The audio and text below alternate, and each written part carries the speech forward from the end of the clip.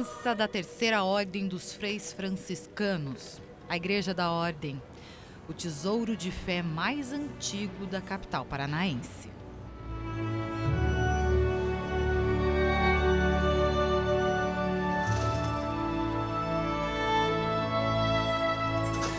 Primeiro recebera o nome de Nossa Senhora do Terço. Ela foi construída pelos portugueses em 1737 e é a igreja mais antiga de Curitiba. O nome atual foi dado justamente com a chegada da Ordem de São Francisco em Curitiba, em 1746. Na Igreja Nossa de Cada Dia de hoje, a história desta Casa de Deus, que nasce junto com a própria cidade, a capital paranaense.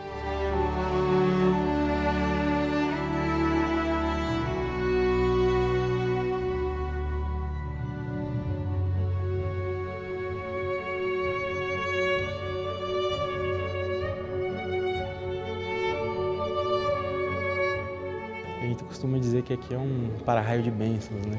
E as pessoas vêm aqui se abastecer, vêm aqui estar diante de Deus e cada hora tem um grupo ou pessoas realizando a sua oração diante do Santíssimo Sacramento, que fica exposto desde as 8 horas da manhã até as 6 horas da tarde, todos os dias, né? Durante a semana e também nos finais de semana, para que as pessoas possam vir e rezar, né? Estar diante de Deus. Então o perfil dessa comunidade é justamente uma igreja onde as pessoas vêm, uma igreja de passagem, onde as pessoas vêm para rezar e também muitos turistas que vêm para conhecer uma igreja que é antiga, do século XVIII ainda, né? De 1737, quando finalizou, aliás, a sua construção.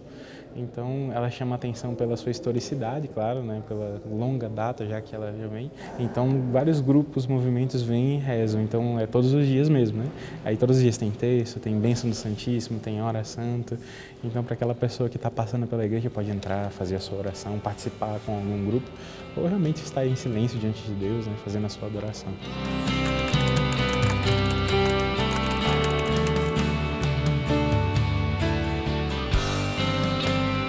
O padroeiro então é São Francisco de Assis, mas no momento em que ele recebe as chagas. Então por isso São Francisco das Chagas, né? Mas é o mais o Francisco de Assis, né? Aquele que largou tudo e foi viver a pobreza, e ele é o padroeiro desta igreja, visto que quando foi construída era uma capela chamada Nossa Senhora do Terço.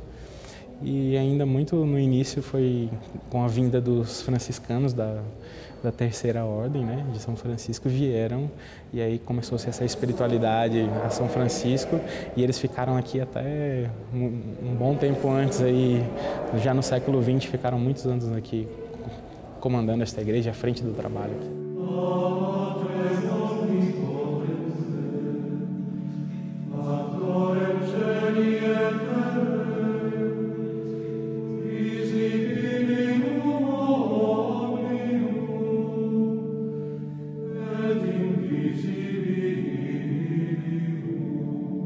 Durante o século XIX, a Igreja da Ordem recebeu fiéis importantes.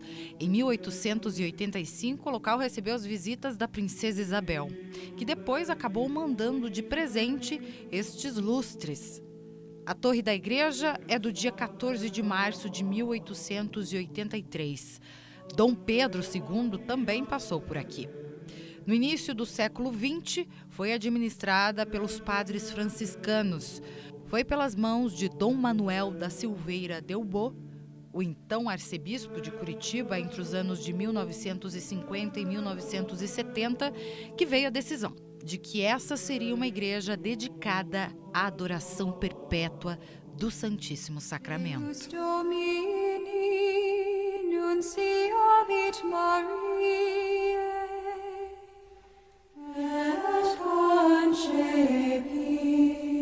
Spiritus Sancto, Ave Maria, gratia plena Dominus tecum. Compondo parte deste espetáculo do cotidiano, a cada passo dado aqui dentro, passamos pela história também da própria cidade de Curitiba. Compreendemos mais sobre a cultura de uma época, onde as mesmas impressões ainda permanecem. Cultura de fé, de tradição e de religião. Esta era uma época em que os elementos religiosos, as imagens, os objetos que compõem a nossa fé cristã, especialmente o altar da igreja, eram criados de forma única. O presbitério, todo o altar-mor folheado a ouro, traduz a típica influência barroca, de um tempo em que o conceito perfeição era a ordem, o que hoje nossos olhos agradecem, porque já são raridades.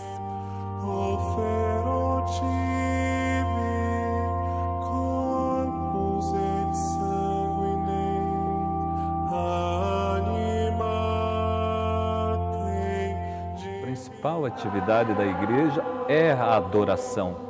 Aqui é a adoração, o chamado é para a adoração.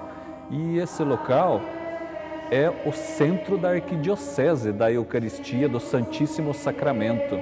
Assim como a nossa Igreja Mãe pede que todas as dioceses no mundo tenham um local específico para adoração, e nós temos aqui na Igreja da Ordem, no cenáculo, esse local específico para adoração ao Santíssimo Sacramento. Aqui a gente sabe que não é uma paróquia, né? É uma reitoria e pertence para toda a arquidiocese. Então aqui todas as paróquias da nossa arquidiocese têm a sua responsabilidade aqui nesse local.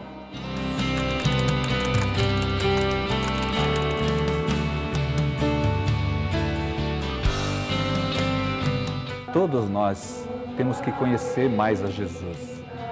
E como diz o Catecismo da Igreja Católica sobre a Eucaristia, nosso Pio X, né, no Catecismo da Igreja Católica, ele fala o seguinte, que na Santíssima Eucaristia, Jesus está presente. Se você comunga Jesus, ou se você está adorando no Santíssimo Sacramento, Jesus está ali presente naquele momento e não deixa de estar presente no céu.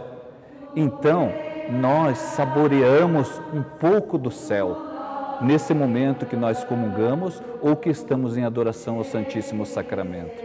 Então, essa igreja aqui da Ordem é o local que as pessoas experimentam um pouco do céu. Eu diria isso para você, né? A adoração perpétua promove o encontro e, assim, a elevação do próprio espírito, o aprimoramento da fé. Em tempos em que precisamos dinamizar a evangelização e valorizar a presença de Jesus Eucarístico, a Igreja da Ordem faz um convite diário em deixar de lado o materialismo, o fútil, com o que passa, e mergulhar na graça de Deus, ou transbordar na presença dele. A oração pode se transformar também em serviço, em missão. É o caso de Bem-vinda, que já está aqui há mais de 20 anos. Eu faço alguma coisa, sou ministra da Eucaristia e faço alguma coisa nas alfaias que são usadas para a Santa Missa, né? E adoração noturna no cenáculo, né?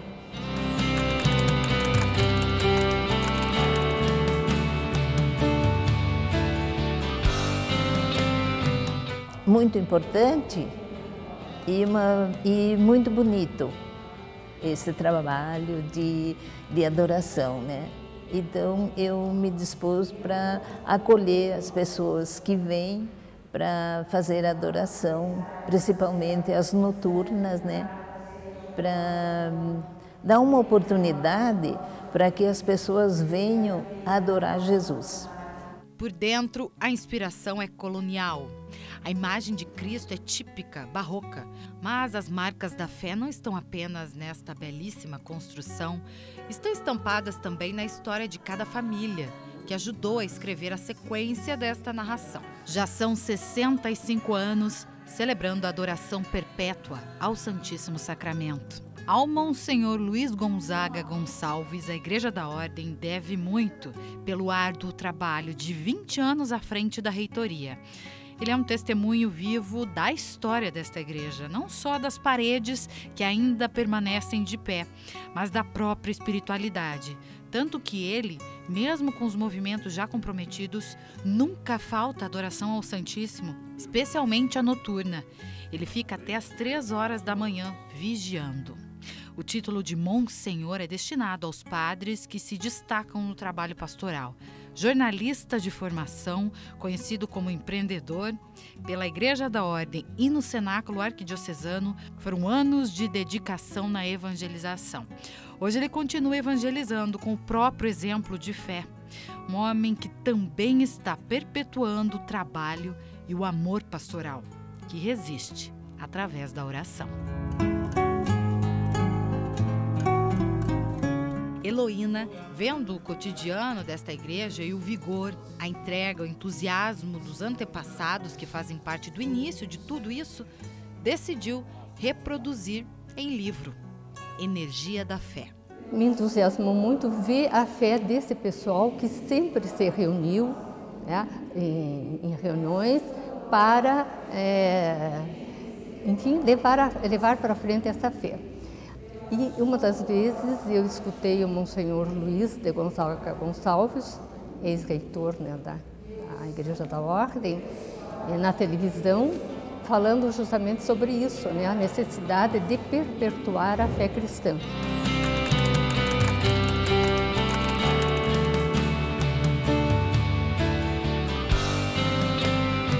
Em termos de parede, de edifício pé, porque a catedral, em um determinado momento, ela foi reconstruída, e as várias vezes.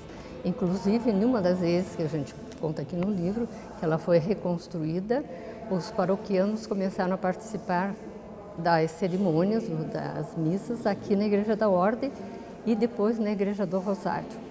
Porque daí aqui também esse edifício precisou ser reconstruído. O padroeiro é São Francisco das Chagas, que é o mesmo São Francisco de Assis que a gente conhece. Mas é que no final da vida, São Francisco recebeu as chagas de Jesus durante um momento de profunda oração no alto de um monte. Isso porque Deus encontrou nele a plena abertura e a máxima liberdade para sua presença. Senhor, fazei-me um instrumento de vossa paz. Onde houver ódio, que eu leve o amor. A Igreja da Ordem está de portas abertas o tempo todo para que você possa também fazer esta experiência com Deus. E onde houver discórdia, que eu leve a união. Primeiro, entrar na igreja e contemplar a sua beleza natural e histórica, né? Já devido a seus anos de idade de igreja, mas contemplar a sua arquitetura, os detalhes, as obras de arte que aqui se encontram, o jeito que esta igreja foi feita, até o seu tamanho pequeno e singelo que favorece a um clima de oração. Então, para quem está passando, é um convite para entrar, se desligar um pouco do mundo e estar diante daquele que nos ama primeiro, né? Então, eu acho que esse é o chamariz. Olhar para Jesus na Santíssima Eucaristia e se sentir chamado por Ele. E contemplá-lo, falar com Ele, ou escutar a voz dele que fala em nós, né? Muitas vezes a gente vem nessa correria e entra aqui dentro e parece que somos absorvidos por uma coisa diferente, um ar diferente, né? Um ambiente diferente que nos leva justamente à oração. Onde houver dúvidas, que eu leve a fé. Eu sei que Nossa Senhora é importante, que São José é importante, que todos os santos são importantes. Todas as nossas paróquias, as nossas devoções que nós temos, mas na Santíssima Eucaristia é Jesus que está ali. E Jesus, na Santíssima Eucaristia, é Jesus juntamente com Deus Pai e com Deus Espírito Santo. E na Santíssima Eucaristia, quando ela está exposta, como aqui na Igreja da Ordem, ali pode ter certeza, estão todos os anjos, os santos, Nossa Senhora, São José, estão adorando a Santíssima Eucaristia. Onde houver tristeza, que eu leve alegria. É o templo perpetuador da fé cristã em Curitiba, que está no Paraná, porque é bem mais antigo.